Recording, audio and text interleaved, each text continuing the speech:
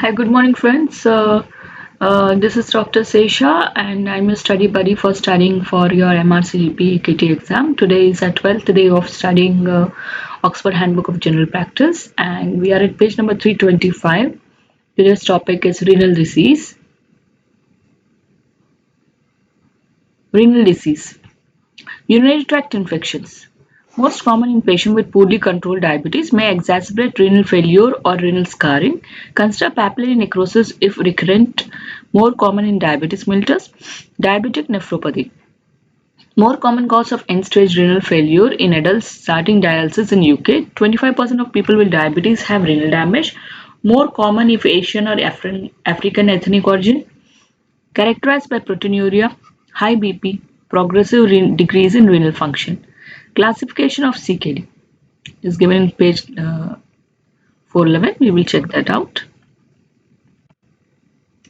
Testing for nephropathy. Before overt nephropathy occurs, there is a phase of microalbuminuria in which the urine contains traces of protein not detected by standard protein dipstick. Presence of increased urine albumin levels and or increased serum creatinine is associated with CVD risk and increased risk of CKD. Check estimated glomerular filtration rate and urinary albumin creatinine ratio ACR at least annually if type 1 diabetes for more than 5 years or type 2 diabetes of any duration. Check more frequently as needed if known CKD patient. Management of nephropathy. Discuss the causes of CKD, risks of progression to renal disease, high BP, CVD or raised mortality, and management. Optimize blood glucose control. Stop avoid nephrotoxic drugs, example NSAIDs. Consider reducing the dose of other drugs such as excretion or metabolism may be impaired. Stop metformin if EGFR less than 30 ml per minute per meter square. Treat high BP. So as we have read, for BP, our target should be less than 130 by 80 if there is any kind of renal disease or any complications of diabetes is present, then target should be 130 by 80. If it is type 1 diabetes, it should be 135 by 85, and if it is type 2 diabetes, the control of hypertension should be 140 by 90. Offer ACE inhibitor or ARB if CKD plus diabetes plus ACR more than 3 milligrams per millimole. So, when should you start an ACE inhibitor for its renoprotective effect? If CKD plus diabetes is present, plus ACR which is more than 3 milligrams per millimoles, offer atorvastatin 20 milligrams nocte for primary prevention to all patients with diabetes and CKD, which decreases to decrease the CVD events and death by 20%. So, primary prevention with statins. If increase the dose of statins if less than 40% reduction non-HDL cholesterol and eGFR more than 30 ml per minute per meter square. So you can keep raising the statin until at least a 40% reduction non-HDL cholesterol is attained or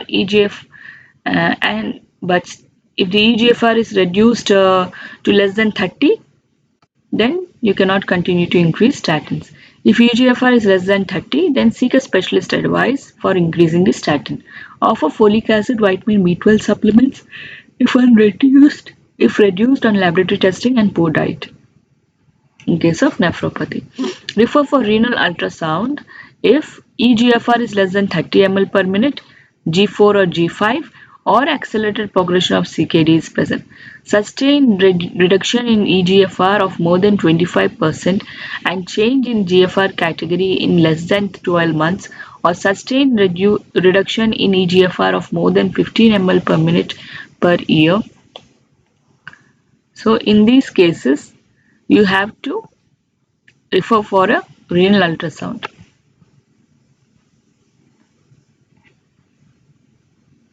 Either if there is a 75% change in GFR reduction in GFR or a change in GFR category in less than 12 months or a decrease or sustained decrease in GFR of more than 15 ml per minute per year.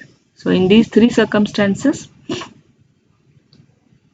when the patient is in G4 or G5 category, or the patient is G4, G5 category, refer for a renal ultrasound. Symptoms of urinary tract obstruction if present, family history of polycystic kidney disease and age is more than 20 years, you refer for a renal ultrasound. Refer to a renal physician. So that was for ultrasound, this is for the physician. When do you refer to a renal physician? If eGFR is less than 30, that is grade 3 or grade 4, ACR is more than 70, albumin creatinine ratio more than 70 milligrams, or ACR more than 30 milligrams per millimole, plus there is a hematuria unless urgent referral for suspected cancer is indicated. So hematuria can indicate an urgent referral for suspected cancer. If that is not indicated, then you need to refer to a renal physician on a routine basis. Sustained reduction in eGFR of more than 25% plus change in GFR category, or sustained reduction in eGFR more than 15 ml per year in 12 months. So in this case, you have to refer for a renal ultrasound as well as a renal physician. Poorly controlled BP despite more than 4 antihypertensive medications, refer to a renal physician. Known or suspected rare genetic cause of CKD or renal artery stenosis. In these cases, suspected renal artery stenosis, suspected rare genetic cause of CKD, or poorly controlled diabetes in spite of 4 drugs, or again there is accelerated deterioration in GFR, or accelerated or it's a GFR category 3 or 4 or 5 plus hematuria, or increased albumin creatinine ratio, refer to a renal physician. Diabetic complications, cardiovascular and skin. Cardiovascular complications of diabetes. Diabetes in our patients are at increased risk of MI 2 to 5 times, stroke 2 to 3 times, and peripheral vascular disease. Protective effects of female sex is lost in diabetes. Atherosclerotic disease accounts for most of the excess mortality due to diabetes. Check the arterial risk factors annually.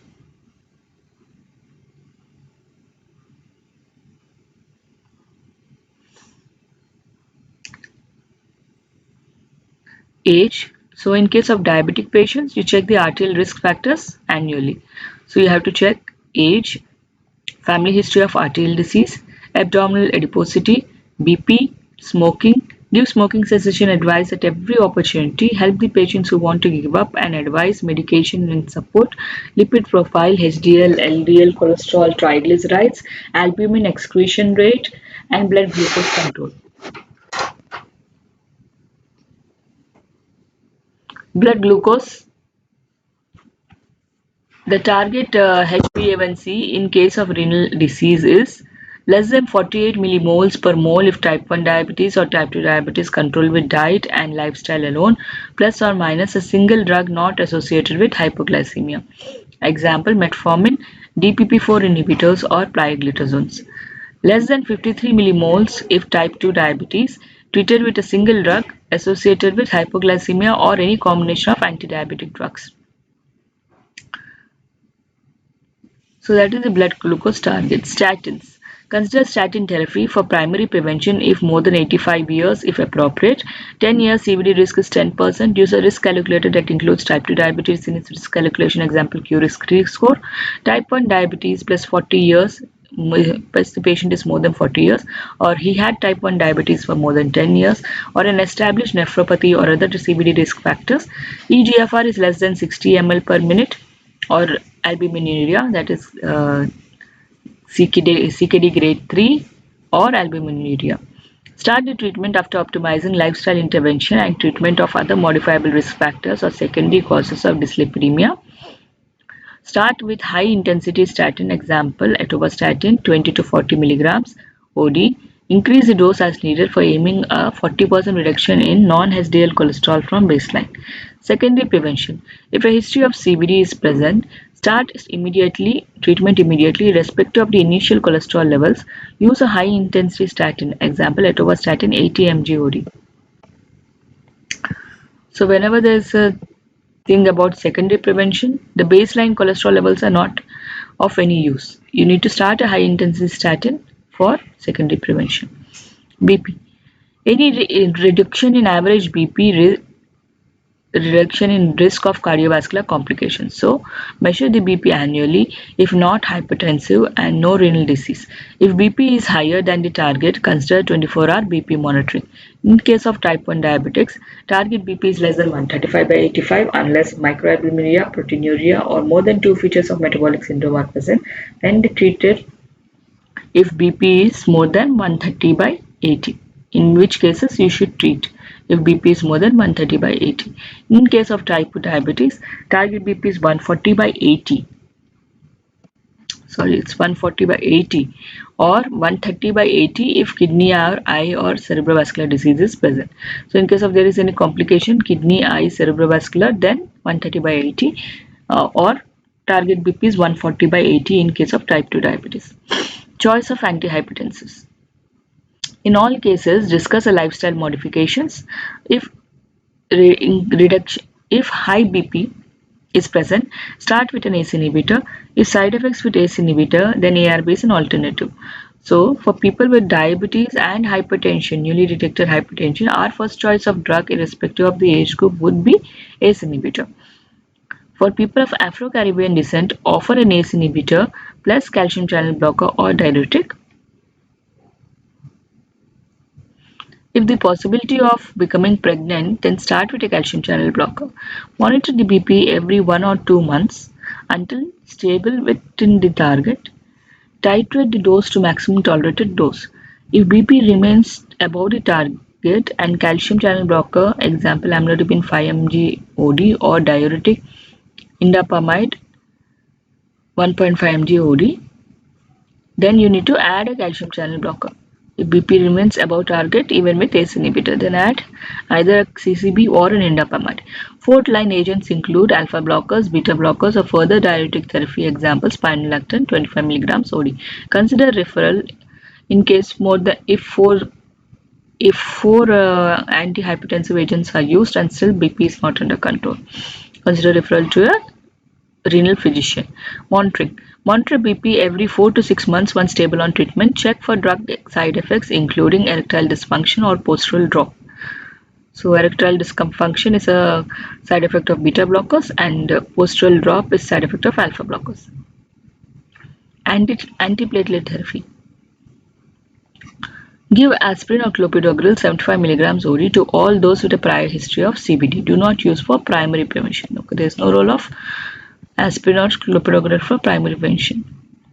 Skin changes associated with diabetes include predisposition to infection, candidiasis, staphylococcal infection, pruritus, xanthomas, diabetic bullae, vitiligo, type 1 diabetes, fat atrophy or hypertrophy at insulin injection sites, acanthosis nigricans, neuropathic or ischemic ulcers, psoriasis. People with psoriasis have a 21% increased risk of type 2 diabetes. Necrobiosis lipoidica, 50% associated with diabetes, small dusky red well circumscribed nodules,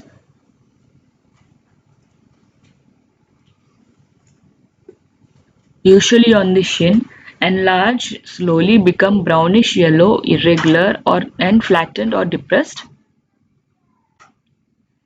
Long-standing lesions may ulcerate, but no effective treatment has been found for necrobiosis lipoidica. See, xanthomas are also a part of diabetes skin lesions.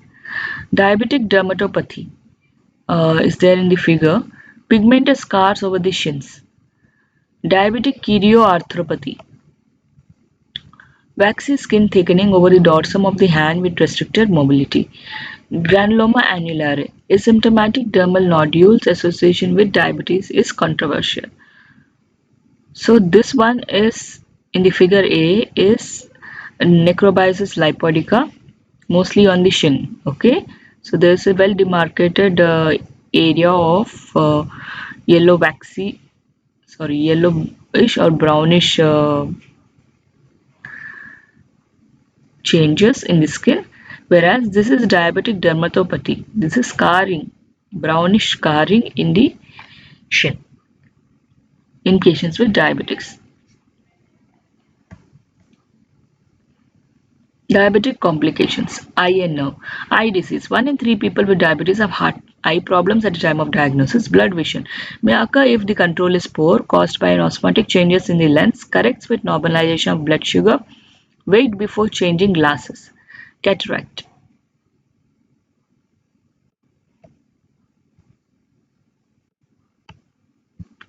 Juvenile or snowflake cataracts are more common and can develop rapidly over days. Senile cataracts occur 10 years earlier in diabetes. Surgical complications from cataract removal are more common due to corneal epitheliopathy related to diabetes. Cataract. Retinopathy. Most common cause of blindness in people working age in industrial countries. The risk is high, more than 20 times compared to non-diabetics. 20 to 40% patients with type 2 diabetes have retinopathy at diagnosis. 20 years after diagnosis, 95% with type 1 diabetes and 60% with type 2 diabetes have retinopathy, sight-threatening in 5 to 10 patients. Pathogenesis. Retinopathy. Small retinal blood vessels become blocked, swollen by aneurysms or leaky, causing exudate formation, edema or new vessels, often asymptomatic until late stages. Laser treatment, photocoagulation halts the progression but does not restore the vision. Good diabetic control slows the development of retinopathy. Monitor and treat the risk factors, BP, lipids, hard exudates and smoking. Classification of retinopathy.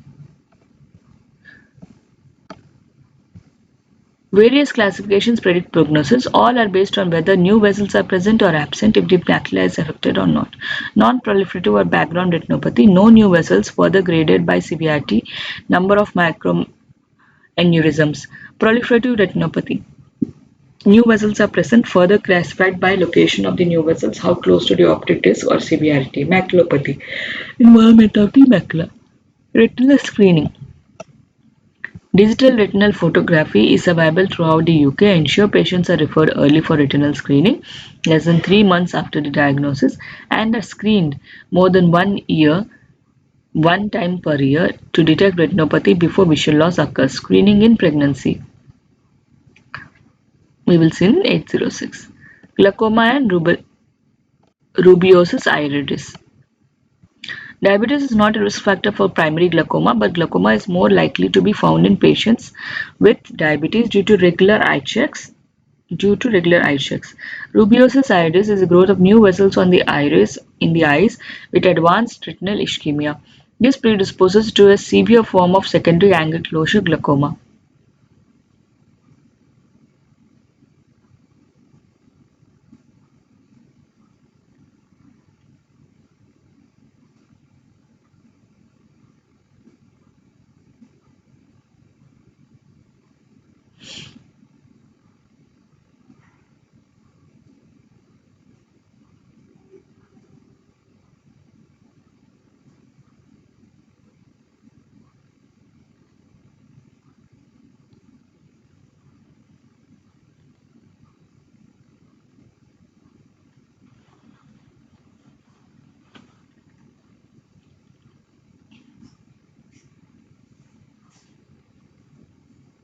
Sorry for the pause.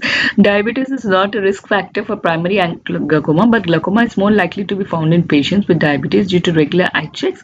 Rubeosus iridis is the growth of new vessels on the iris in the eyes with advanced retinal ischemia. This predisposes to a severe form of secondary angle closure glaucoma. Okay. Retinal detachment. More common in patients with proliferative diabetic retinopathy, caused by contraction of the vitreous gel in association with hemorrhage from new vessels and subsequent fibrosis. Other eye conditions are more common in diabetes: optic neuropathy due to vascular occlusion, retinal vein obstruction, and ocular nerve palsies. You need to refer to an ophthalmology in emergency, urgent and routine. Sudden loss of vision is an emergency. Rubeosus iridis is an emergency. Pre-retinal or vitreous hemorrhage is an emergency. Retinal detachment is an emergency. New vessel formation is an urgency. Urgent referral. Maculopathy is a routine referral. Pre-proliferative retinopathy is a routine referral. Cataract affecting visual acuity is routine referral. Unexplained drop in visual acuity is routine referral. So neuropathy. Inquire annually about pain and other symptomatic neuropathy, erectile dysfunction in men, and manifestations of autonomic neuropathy, especially if renal complications or erratic blood glucose control is present. Optimize the blood glucose control.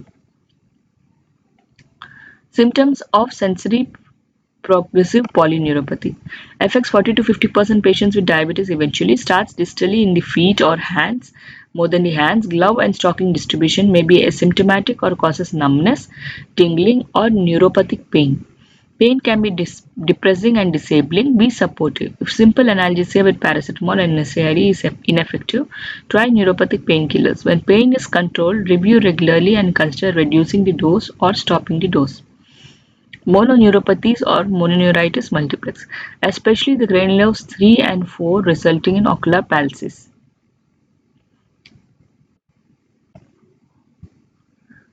Amyotrophy, painful wasting of the quadriceps muscles, reversible with improved blood sugar control. Autonomic neuropathy, postural fall in BP, fall of more than 20 millimeters of Hg systolic or more than 10 millimeters Hg diastolic, BP on standing, common especially in the elderly. Review the medication and stop if possible drugs that may be contributing to postural fall in BP. An increased dietary intake of salt may help. Other treatments include fludrocortisone 100 to 400 micrograms OD, unlicensed uncomfortable edema is a common side effect, and midodrine 2.5 to 10 milligrams TDS. Gastric paresis. Treat with an antiemetic which promotes gastric transit. Example, domperidone 30 milligrams TDS. Use of erythromycin for treatment of gastroparesis is controversial. Diabetic diarrhea. Common. Exclude other causes of change in bowel habit. Otherwise, treat with loperamide 2 milligrams PRN. Gustatory sweating can be treated with antimuscarinics. Example, propanthelin, but side effects are common. Hyperhidrosis, urinary retention, erectile dysfunction, depression. Prevalence of depression is increased in patients with diabetes. Screen for depression as a part of annual diabetic checkup. Diabetic foot. Foot problems are common in diabetes. Diabetic foot ulcers precede more than 80% of amputations, and diabetes is the most common cause of non-traumatic limb amputation. Flight year mortality is 70% after amputation. Foot problems result from peripheral neuropathy, reduction in foot sensation, and peripheral vascular disease, pain, and predisposition to ulceration. Patients with diabetes may have coexisting peripheral neuropathy and peripheral vascular disease.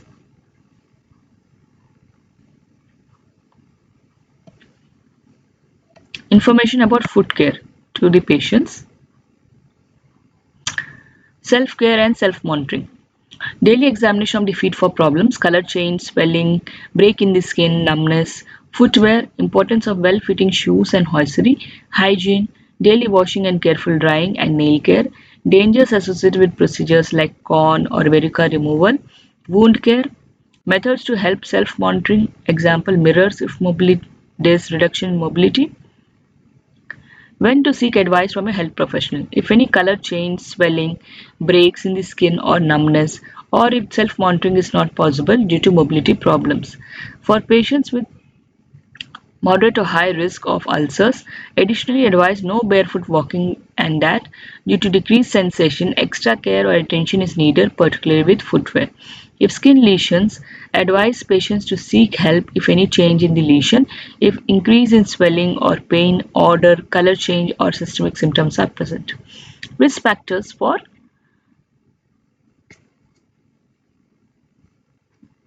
neuropathy.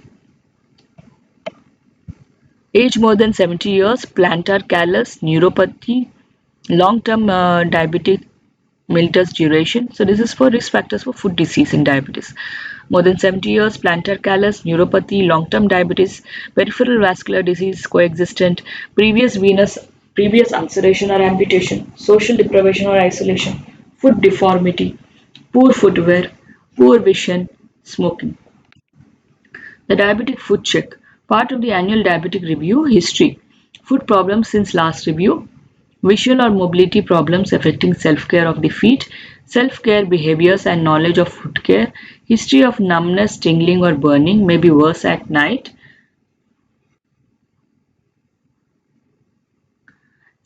Clinical features of neuropathic and vascular foot ulcers. Neuropathic and vascular.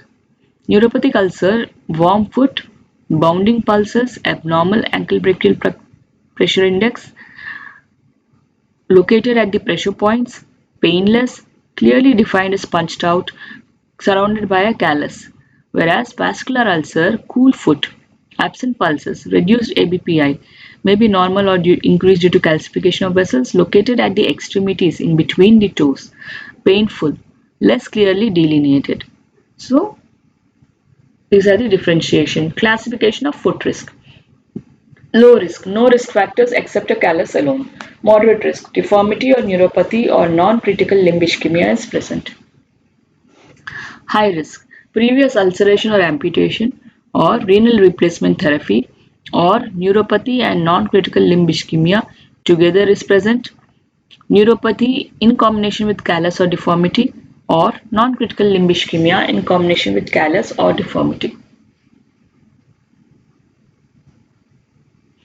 Active diabetic foot problem is present, like skin, ulceration or spreading infection, vascular, critical limb ischemia or gangrene is present, joint, suspicion of an acute Charcot arthropathy or an unexplained hot red swollen foot plus pain, plus or minus pain. Examination. Check the foot shape, the deformity, the joint rigidity and issue, skin condition, fragility, cracking, edema, callus, ulceration and sweating and presence of hair, foot and ankle pulses plus ABPI, sensitivity to 10 gauge monofilament. Management of diabetic foot disease. General points. Optimize diabetic control and risk factors for vascular disease, example smoking. Review the drug therapy. Stop the beta blockers if peripheral vascular disease. Educate about foot care. Specific management. Classification table 11.4. Low risk.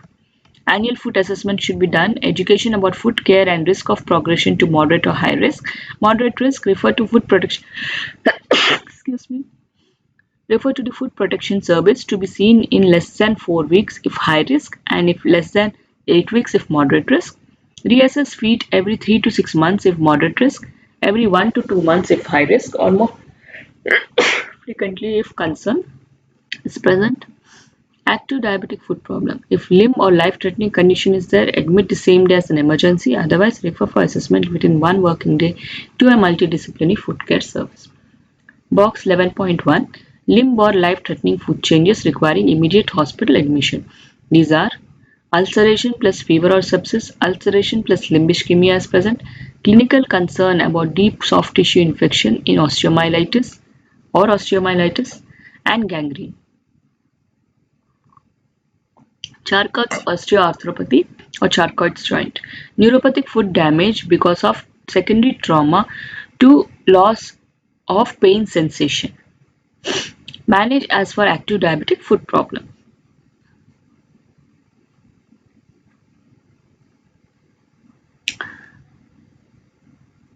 So our next topic is lumps in the thyroid gland and goiters. So we are going to the in the endocrinology, we are going to the thyroid problems.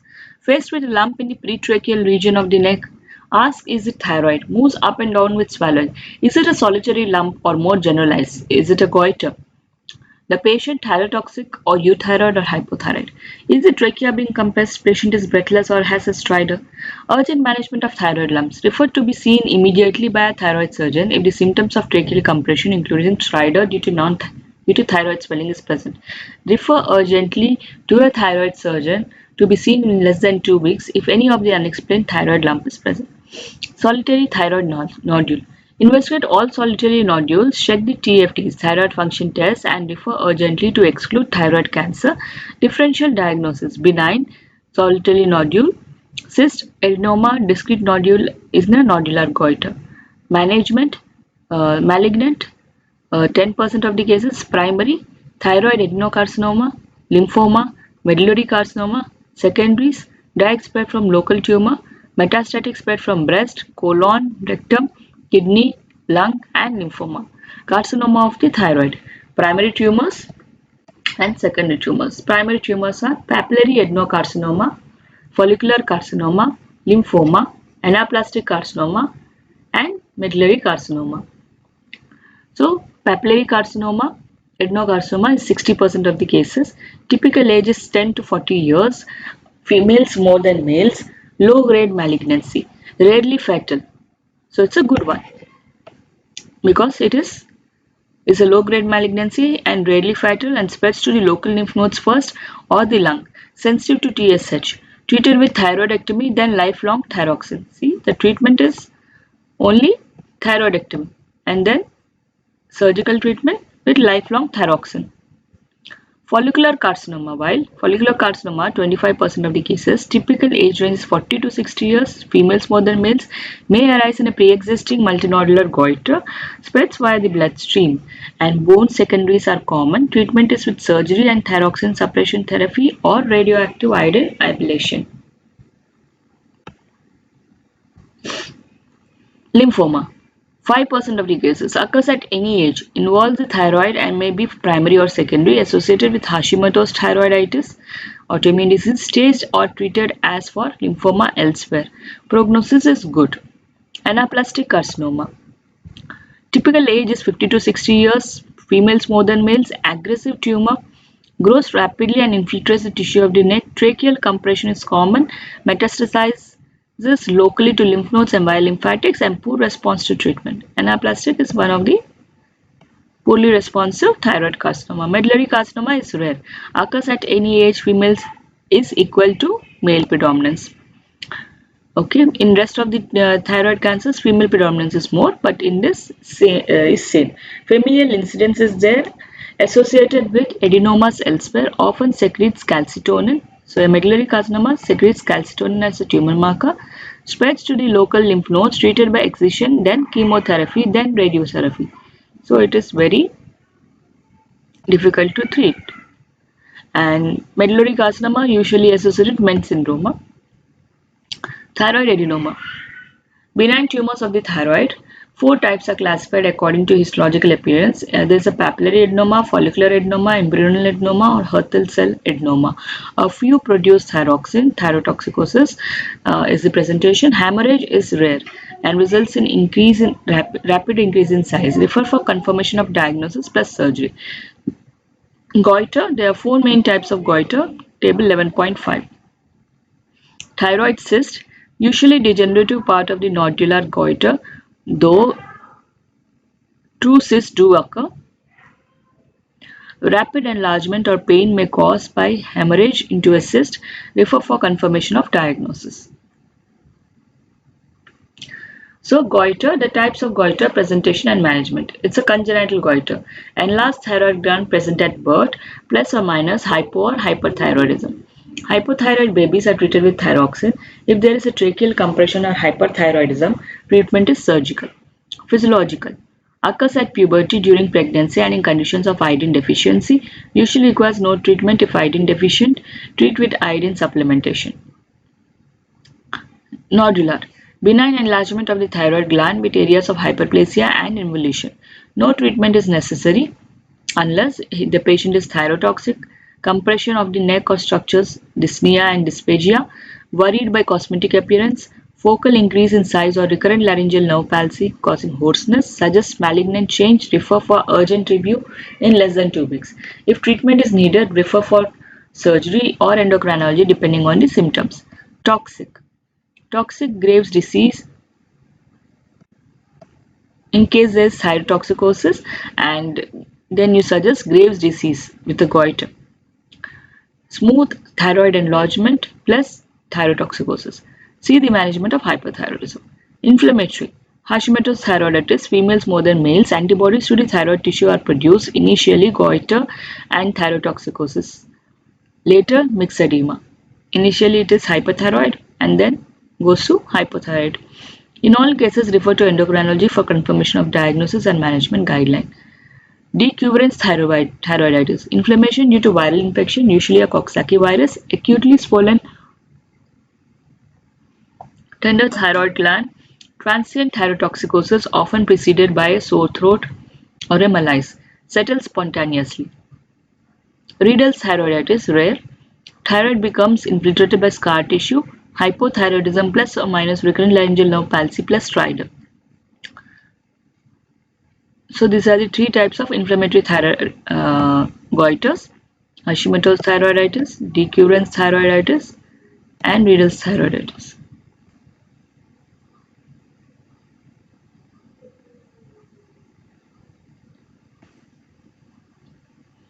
So thyroid disease, interpretation of thyroid function tests is very important in our day-to-day practice also. So results of thyroid function test, interpretation and notes.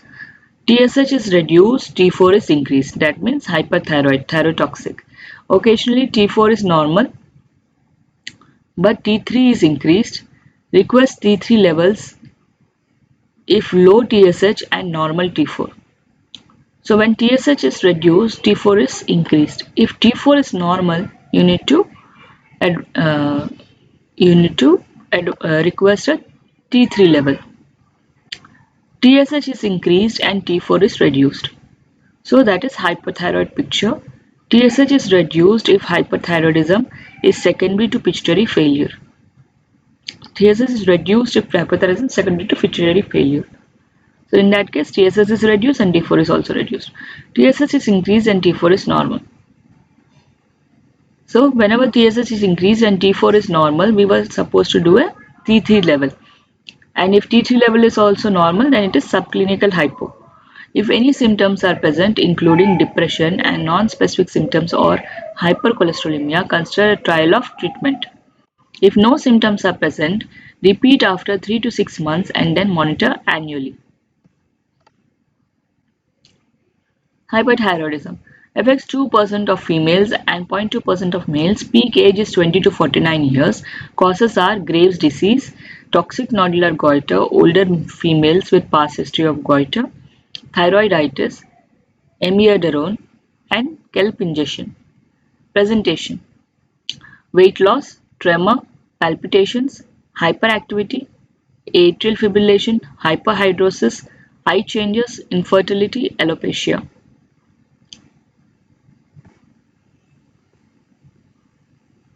In elderly patients, symptoms may be less obvious and include confusion, dementia, apathy, and depression. Management of thyrotoxicosis. Refer to endocrinology team at presentation. Treatment would be first beta blockers, propranolol, ethnolol, useful for symptom control until antithyroid drug therapy takes effect. Carbimazole inhibits synthesis of thyroid hormones, ineffective for treatment of thyroiditis. May be given short term to render patient euthyroid prior to surgery or management with radioactive iodine, or long term 18 to 12 to 18 months to induce remission, but more than 50% relapse. 3 in 1000 patients have serious side effects and agranulocytosis, hepatitis, aplastic anemia, lupus-like syndromes.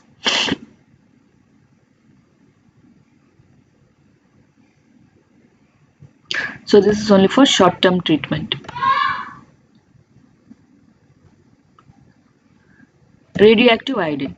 Effects takes 3 to 4 months to become apparent. Withdraw carbimazole more than 4 days prior to treatment and do not restart until 3 days after.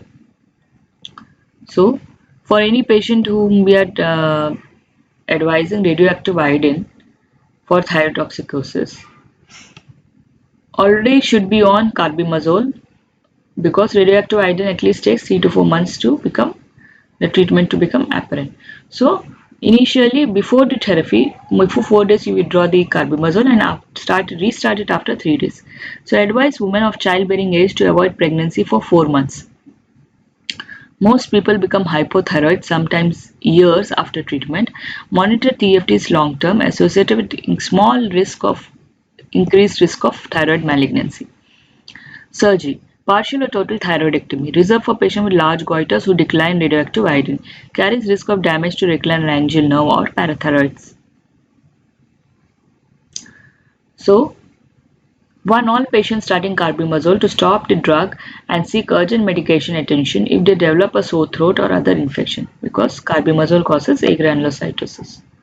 So you need to be very cautious even with a sore throat. Hyperthyroid crisis or thyrotoxic storm. We will see in page number 1083. Graves' disease. Most common cause of hyperthyroidism, females more than males, 5:1. Peak age is 30 to 50 years, associated with smoking and stressful life events.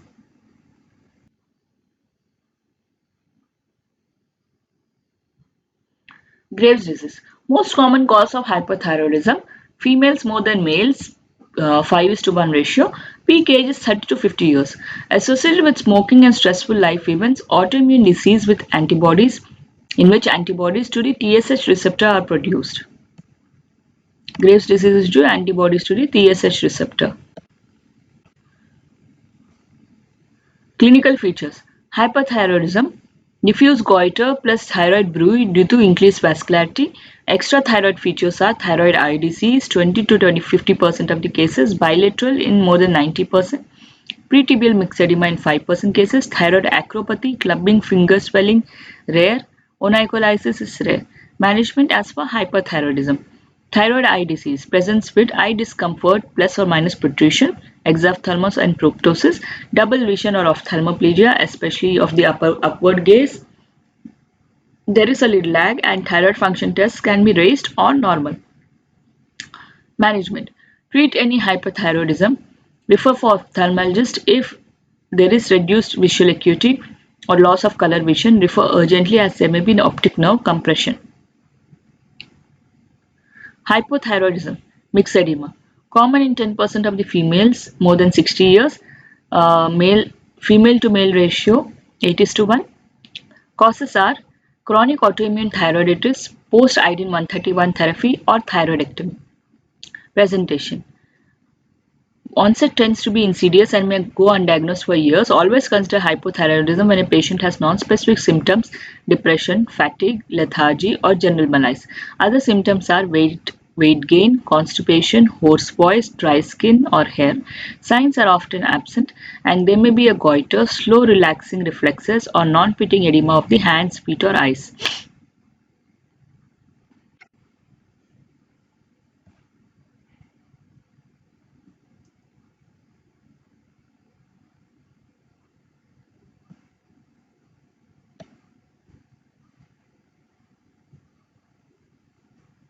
Checking the TFTs in patients.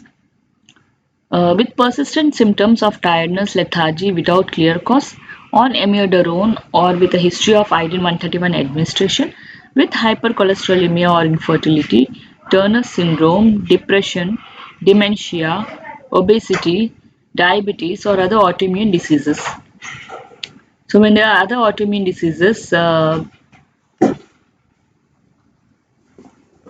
then you need to check for TFTs. If you are suspecting a hypothyroidism. Management. Patients taking thyroxine replacement are entitled to apply for free prescriptions in England. Less than 65 years and healthy, 50 to 100 micrograms OD of levothyroxine. Recheck the TFTs after 4 to 6 weeks. Adjust the dose to keep the TSH in the normal range. Once the dose is stable and TSH within normal range, monitor annually and if symptomatic or worries about compliance is present. So if the patient is less than 65 years, you can start at a high dose like 50 to 100 micrograms. But if once the patient is more than 65 years, you need to start at a lower dose, that is 25 micrograms OD. If elderly or pre-existing heart disease is present, start at 25 micrograms OD levothyroxine and then raise the dose every 4 to 6 weeks according to the TFTs. Consider adding a propranolol if history of congestive heart disease is present, coronary heart disease is present, as levothyroxine can provoke an angina. Withdraw of levothyroxine. Usually needed lifelong. If diagnosis is in doubt, stop and re-measure the TFTs after 4 to 6 weeks. Before withdrawal, you need to stop and re-measure the TFTs after 4 to 6 weeks. Hyperthyroid myxedema, we can see in page 1083. Hyper and hypocalcemia. Checking the calciums.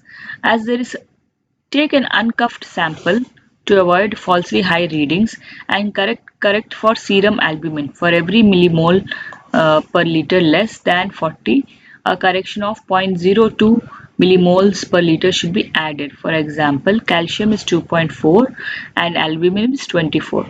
So corrected calcium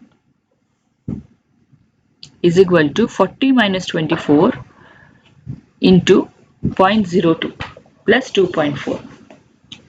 So 0.32 plus 2.4, that is 2.72. Hypocalcemia. Reduction in serum calcium less than 2.15 millimoles per liter. Causes are if phosphate is increased, CKD, hypoparathyroidism, may be congenital or secondary to thyroid or parathyroid surgery or malignant infiltration.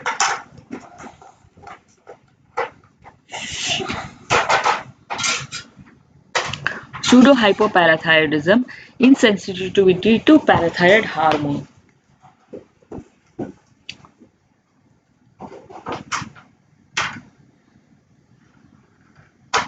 If phosphate is normal or decreased, vitamin D deficiency, osteomalacia or rickets, malabsorption, lack of calcium in the diet, overhydration, or pancreatitis.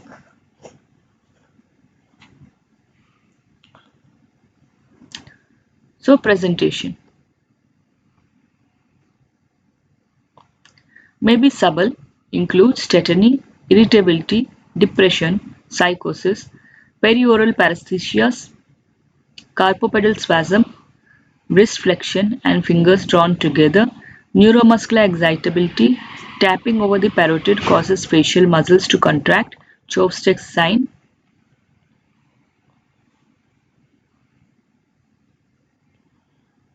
Apparent hypocalcemia may be an artifact in hypoalbuminemia. Um, Hypoalbuminemia. Management. Check vitamin D levels. Supplement with calcium. Referral may be needed to investigate or treat the underlying cause. Hypercalcemia. What are the causes of hypercalcemia? There's raised level of serum calcium more than 2.55 millimoles per liter. Prevalence is 1 in 500. Males more than females. No, male to female ratio is 1:3. Rare in less than 50 years of age group.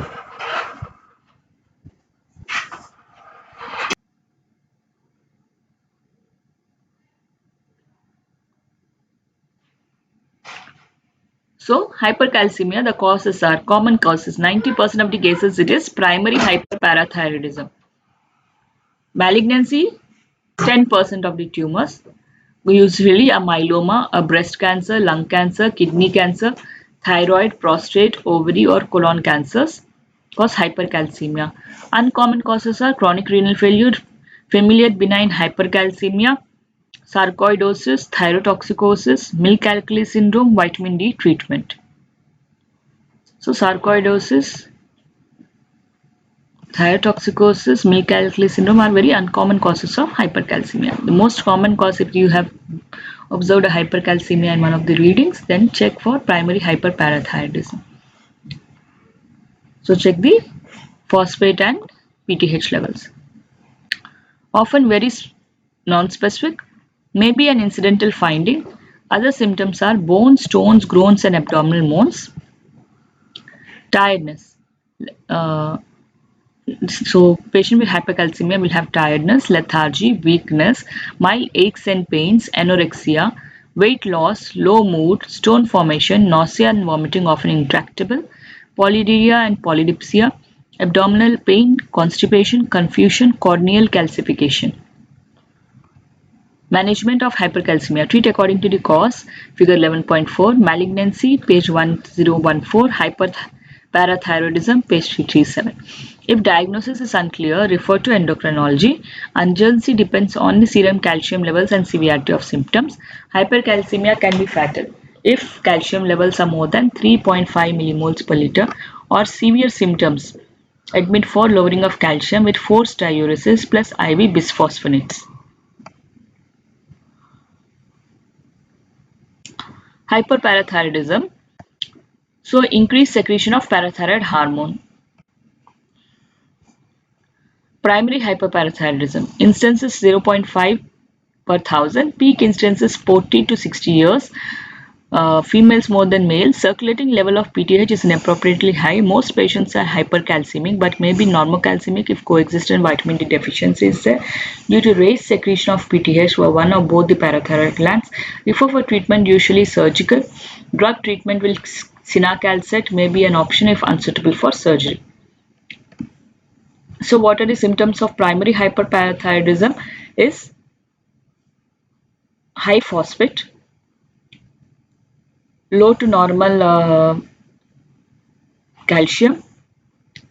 No, patients are hypercalcemic but can be normal calcemic. So high to normal calcium, high phosphate and high to normal PTH levels. Secondary hyperparathyroidism. If PTH is in response to chronic hypocalcemia, if increased PTH is in response to chronic hypocalcemia or hyperphosphatemia, treat the underlying cause.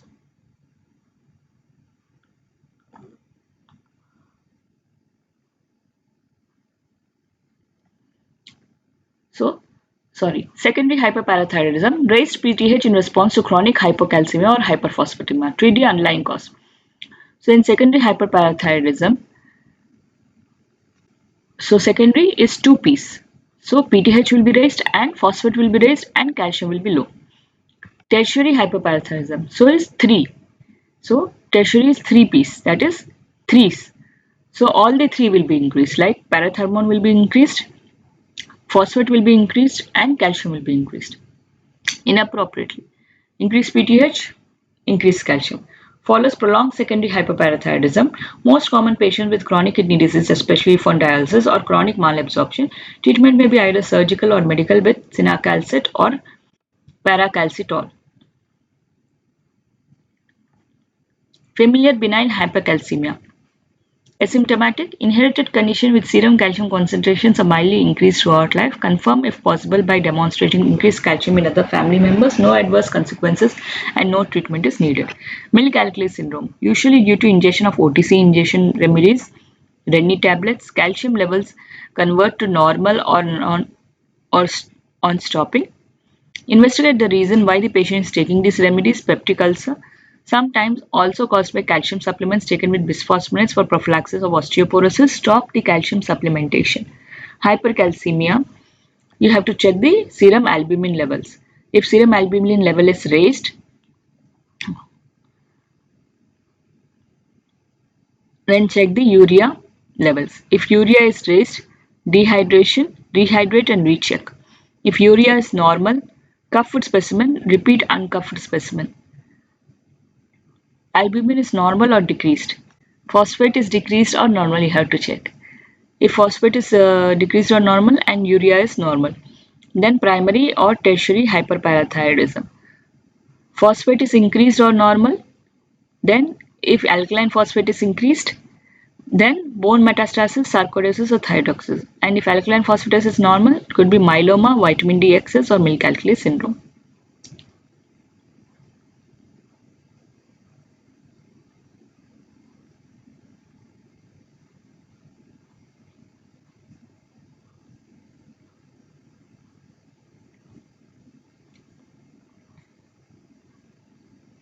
Guide to diagnosis of hypercalcemia.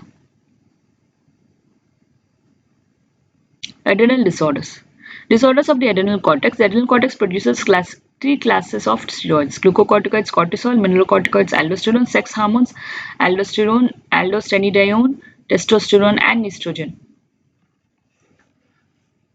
Okay, so what we will do, the adrenal disorders, we will discuss tomorrow. We are at page 338 and endocrinology adrenal disorders. We will discuss this portion tomorrow as a single class, all of these disorders. Okay, so thank you doctors, have a good day.